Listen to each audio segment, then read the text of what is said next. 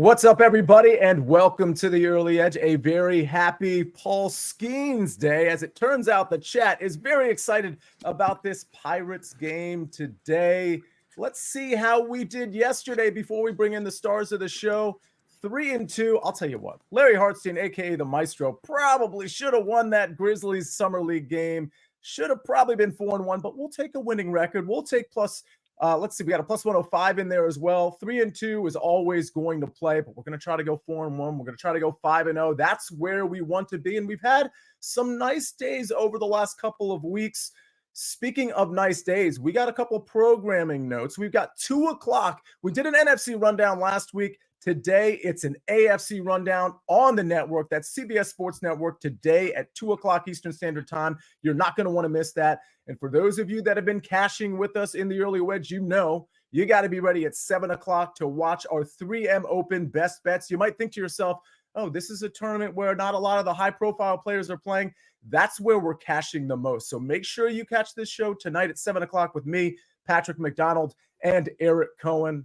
All right, enough of that. Make sure you've got that on your calendar. You got your notifications on the SportsLine YouTube channel. Make sure you subscribe. Make sure you hit the like button, and make sure you pay attention to the stars of the show. Let's bring them on. We got Buckets. We got the Maestro. We got the Sniper. They're all over the chat already. Thank you for being in here, by the way. Rick, Bradley, Matt, Brad, Brian Smith, Farzad, Brandon Silva. Love seeing everybody in here. Buckets, did you know that we are John Riggins days away from NFL kickoff? Did you know that? And do you know what number John Riggins was?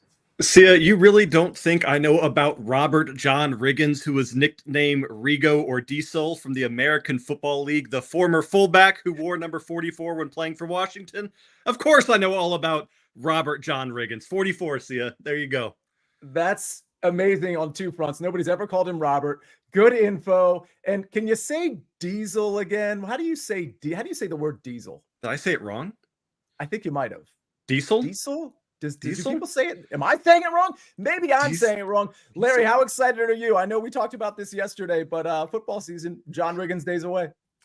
I can't wait. I believe it is Diesel, but maybe the chat can chime in on that. Yeah, I'm still stinging over the Grizz loss, but I do love that Elam ending. Anyone who saw that, that's exciting basketball. I know they used it in the All-Star game for a few years. They're using it in the G League. I think any overtime should be play to a score. They had to play 7 points to win the game, and of course, it's a walk-off. Whenever you do it, it's going to be a walk-off.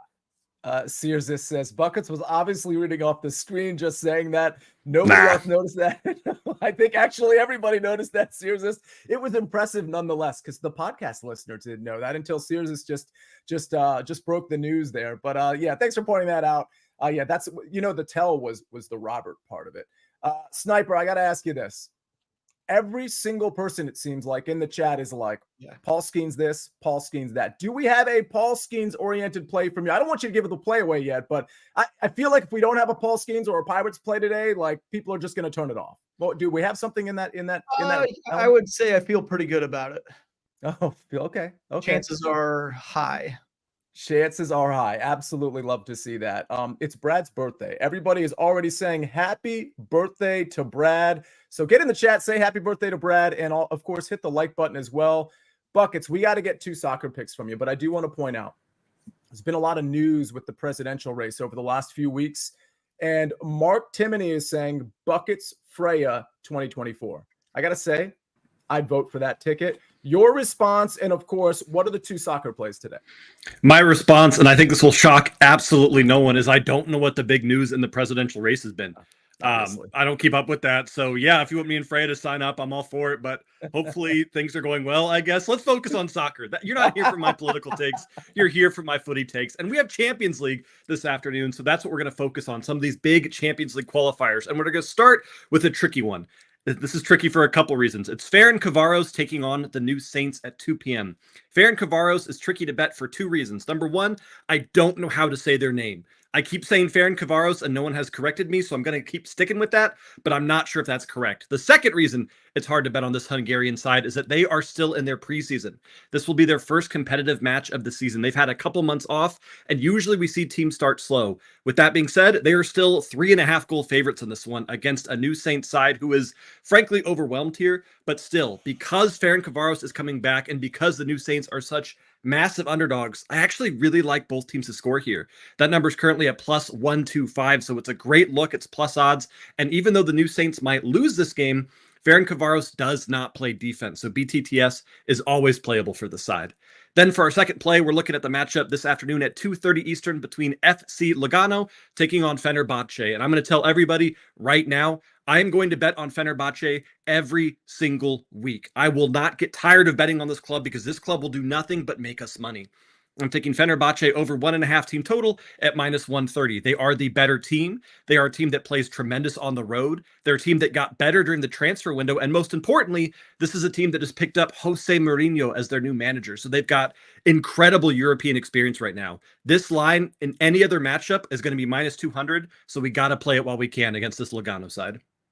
All right. I love the two picks. Love the pronunciations. Love that Saints was incorporated. Nice paying homage to Saints, by the way. Buckets are an NFL team, New Orleans, the Saints. So I like that you inadvertently paid homage to the NFL.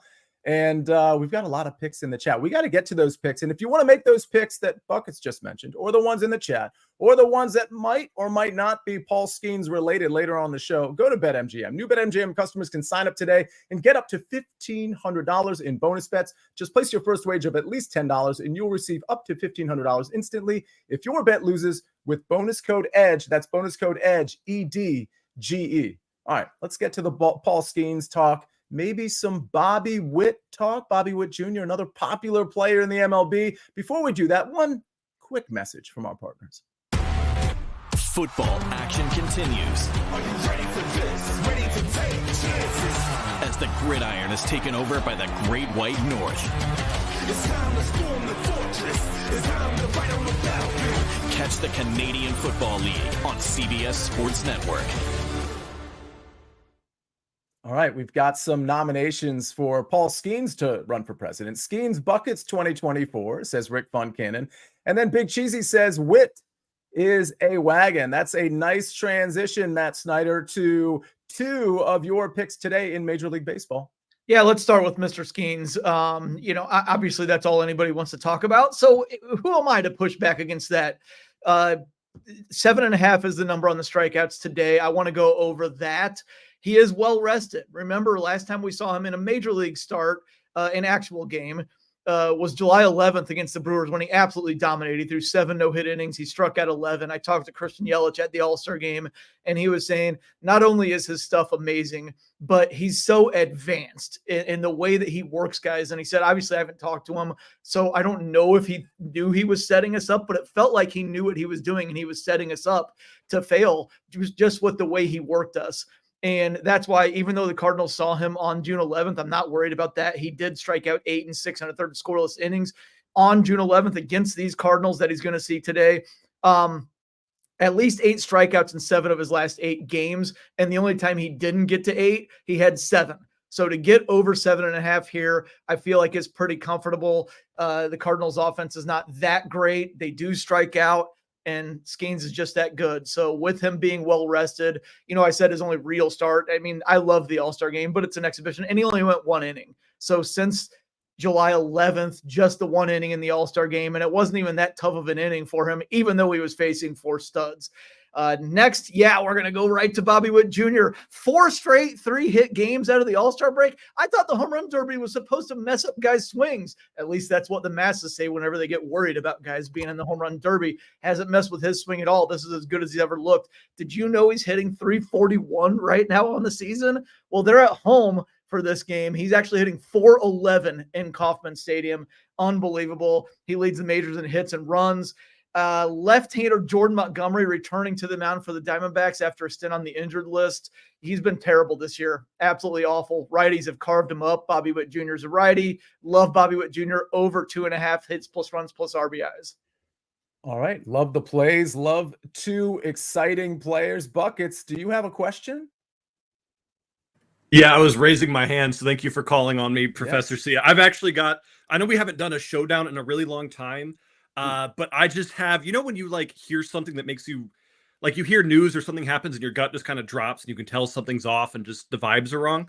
That's exactly what I felt when I saw or heard Sniper give out that Skeens play. I don't really know anything about him. I don't know anything about baseball, but I just have this gut feeling that is telling me that he's going to get way under 7.5K. So Sniper, if you're down for a little showdown action, a little mano as they say, I think Paul Skeens is going under on his case. I have no issue with free money, so bring it on. Woo! Jake!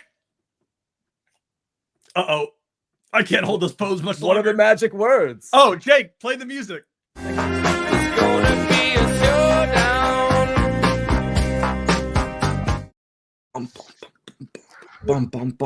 Leave it to Buckets to buck the chat. All the excitement, he just brings it down with a showdown. But I love the showdown here. Sniper, your response. I mean, you're getting challenged by, good news, by the way. He usually loses these, but your response to getting challenged by the soccer guru.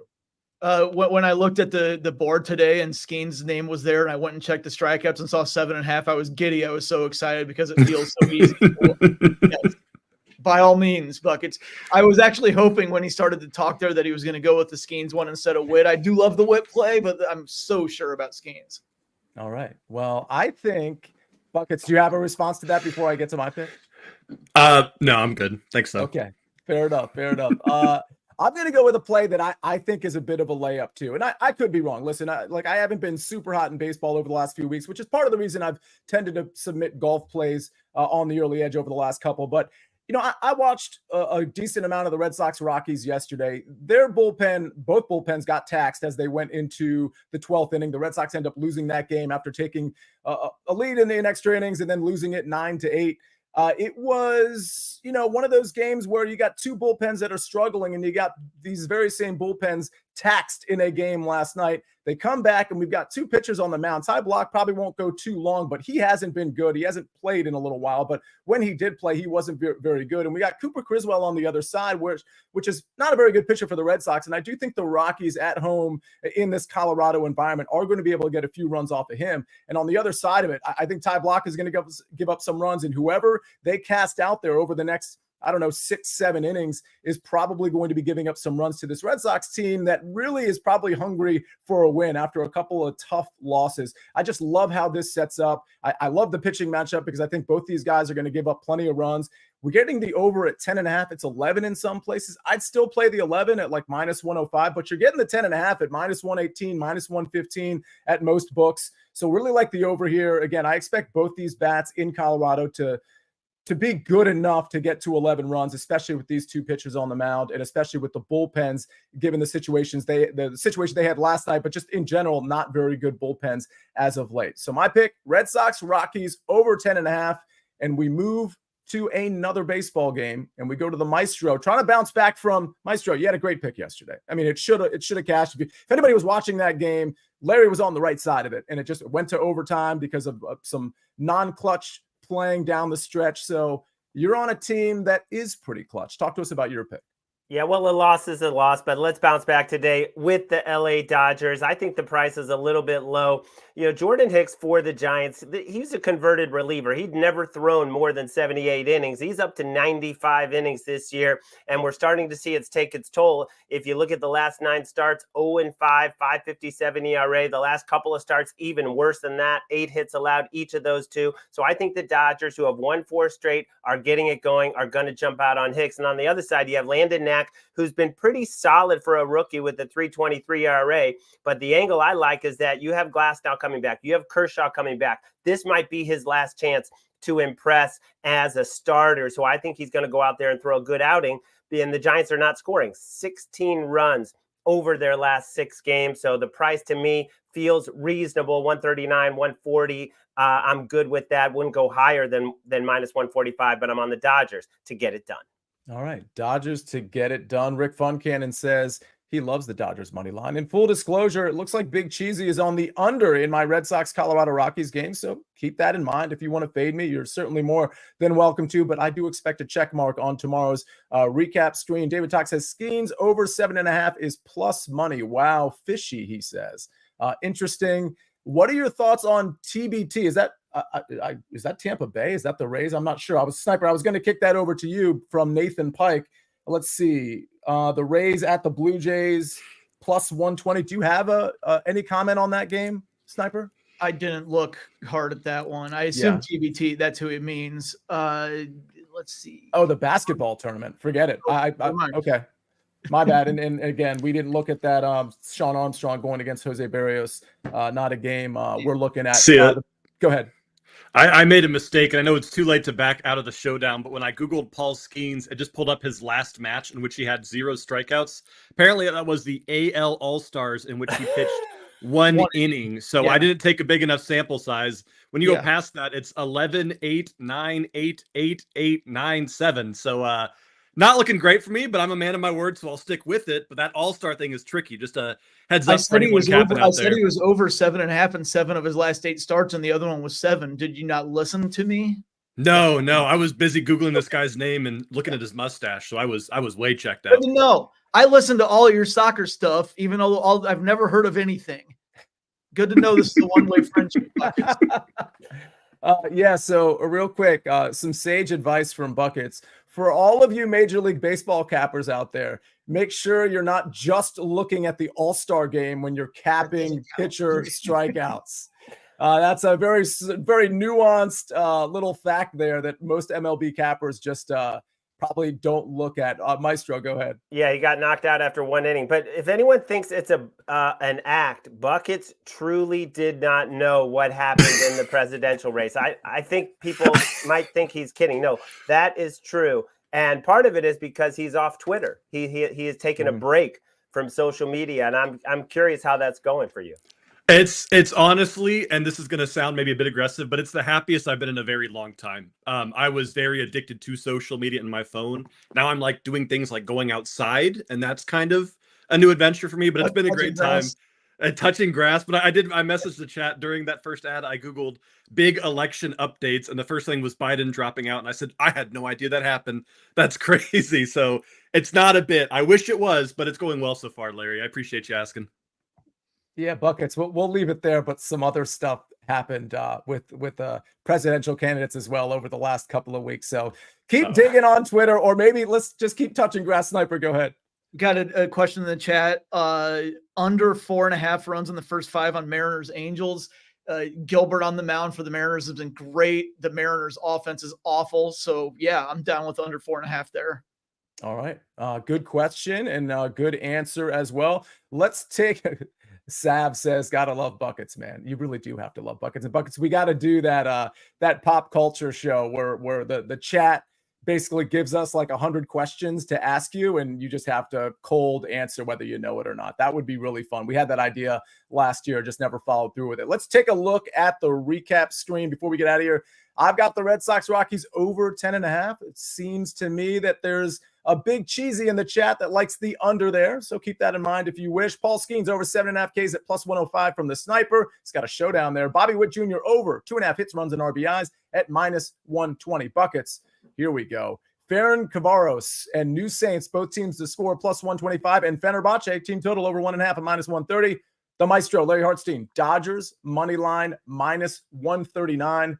Ladies and gentlemen, that was a fun show. We went political on you. Not really, but Buckets. I guess I'm happy to hear that you're happier being off Twitter. Listen, I think that's a lesson for everybody. Don't always be staring at your phone. I don't want to get preachy here, but there are times where you can avoid social media and perhaps be a little bit happier, be a little bit in touch with the grass and the things on the outside. So keep that in mind on this Tuesday.